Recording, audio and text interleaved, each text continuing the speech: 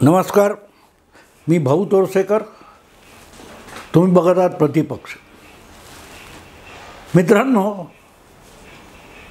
Canada, Pakistan ह्या दोन देशामध्ये शंकास्पद काही लोकांची हत्या झाली आणि त्यानंतर जी वायफळ बडबड आपल्याकडे चालू आहे,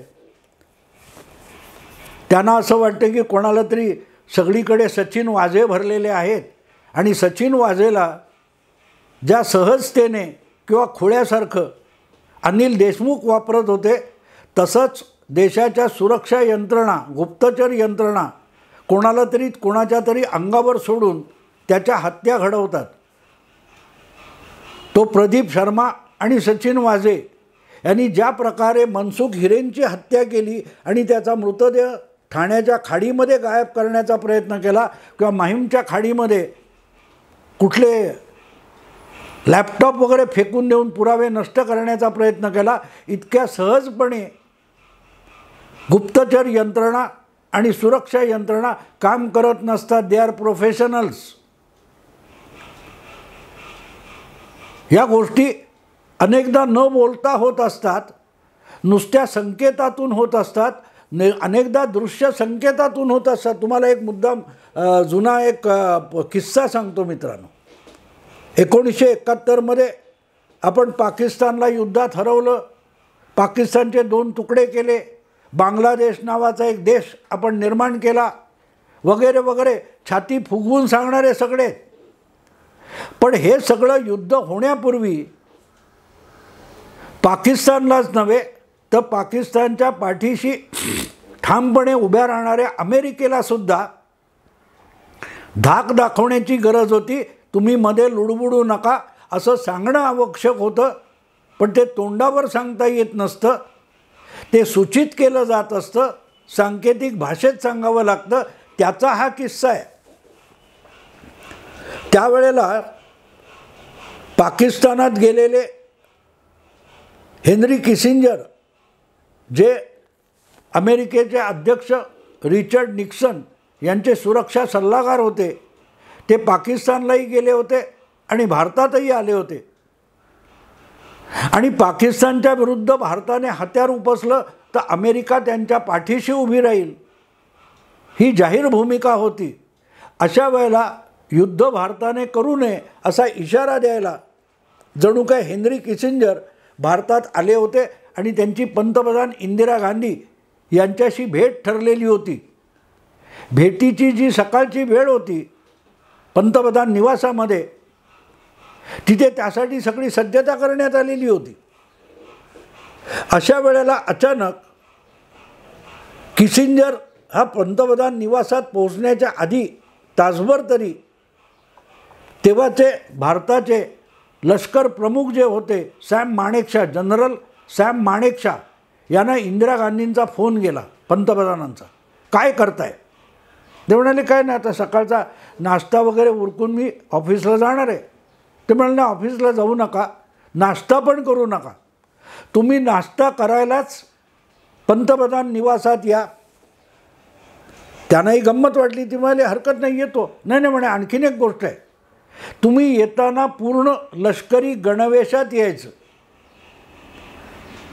पंतप्रधान निवासामध्ये नाश्ता करायला यायचं तर जनरल सॅम माणेकशॉ यांनी पूर्ण लष्करी गणवेश करून यावं असंही इंदिरा गांधींनी सांगितलं. तेव्हा सॅम माणेकशॉ देखील चकित झाले होते. म्हणाले काय? ते म्हणाले इथे या, तुम्हाला कळेल.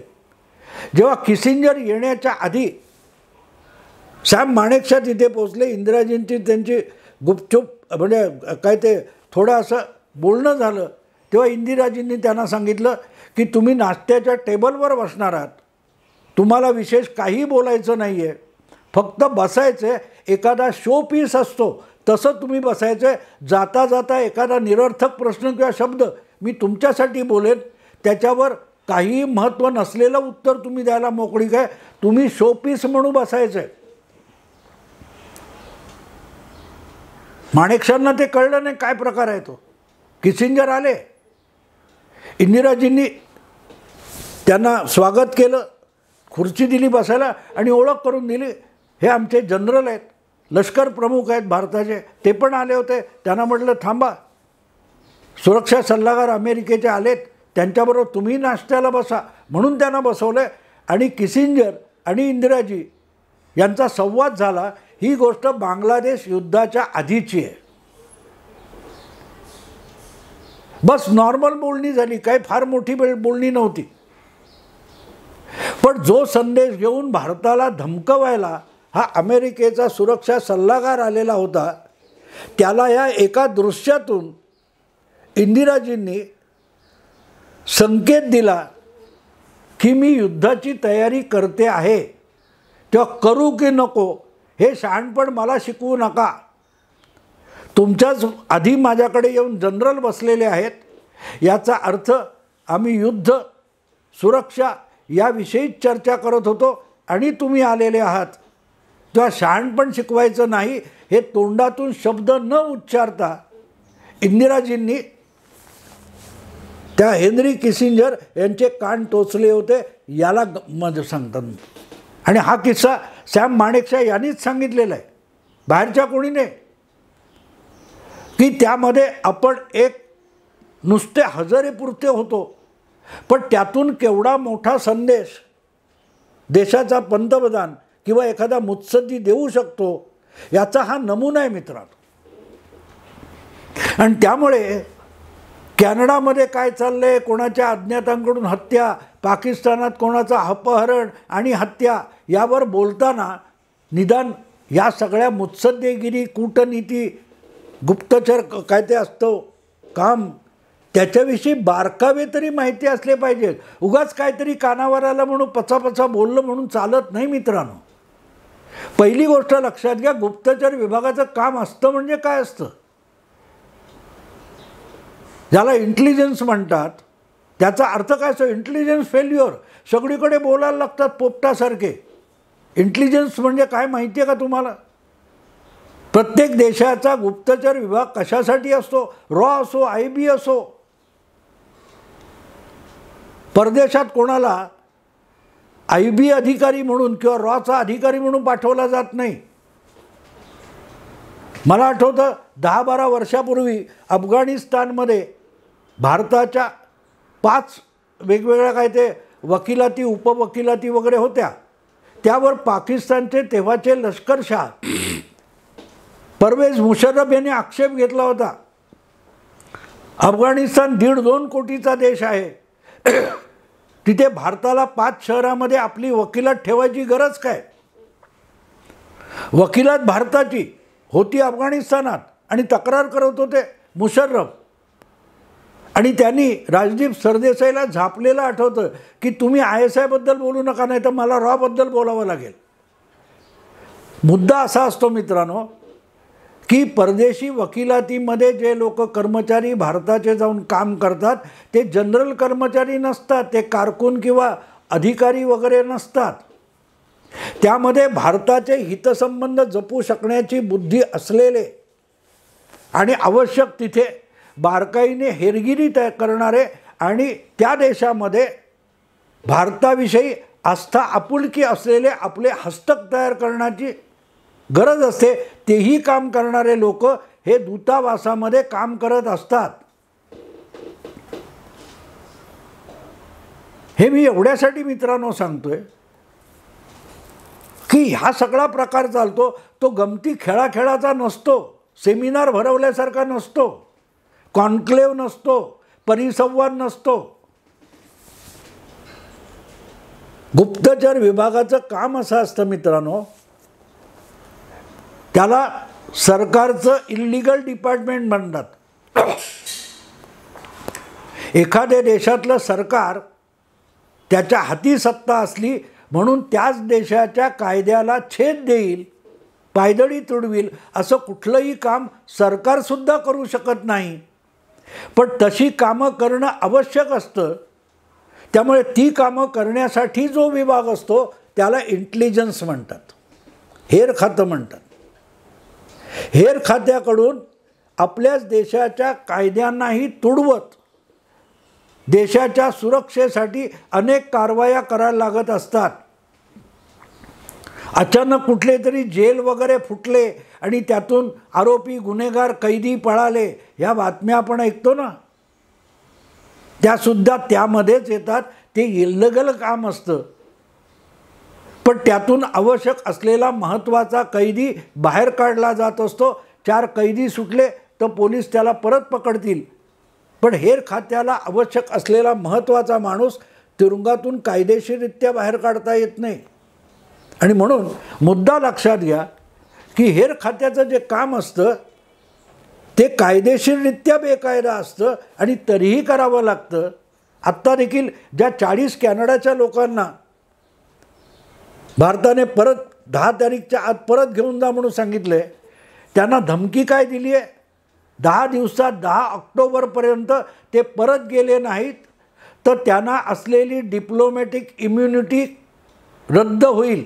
आणि डिप्लोमॅटिक इम्युनिटी याचा अर्थ असा की ते परदेशी वकिलातीमध्ये दूतावासामध्ये काम करतायत तर त्यांना परराष्ट्र संबंधाच्या संबंधातलं मुत्सद्दी म्हणून जी भारतीय कायद्यापासून सुरक्षा मिळालेली आहे, कोर्ट कचेरीपासून सुरक्षा मिळालेली आहे, ती काढून घेतली जाईल. याचा अर्थ 10 ऑक्टोबरच्या आत ते परत गेले नाहीत तर त्यांना सामान्य भारतीय नागरिकासारखं किंवा घुसखोरासारखं वागवलं जाईल, ही धमकी आहे.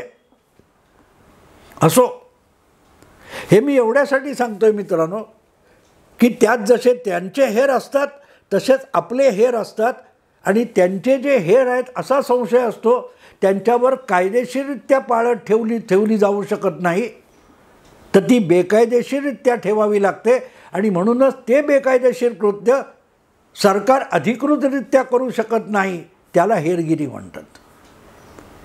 असो, मुद्दा असा की त्यामुळे कॅनडामध्ये कोणाला मारलं, पाकिस्तानात कोणाला मारलं, आणखीन कुठच्या देशात कोणावर पाळत ठेवून कोणाचं अपहरण केलं, हे सगळं इल्लीगल काम असतं. आणि इल्लीगल काम करताना पुरावे दिले जात नाहीत, त्याची पत्रकार परिषद घेऊन माहिती दिली जात नाही. तुम्हाला ते धागेदोरे जोडत कुठल्या दिशेने काय चाललंय याचा अंदाज बांधावा लागतो. आणि मी जे काय या सगळ्या घटनाक्रमाचा अभ्यास करतोय, समजून घेण्याचा प्रयत्न करतोय, त्यावरून मी एक गोष्ट निश्चित सांगेन की पाकिस्तानात सुद्धा किंवा कॅनडात आणि अमेरिकेत सुद्धा असे अनेक भारताचे पोसलेले शत्रू आहेत, त्यांचा निपात होणार आहे.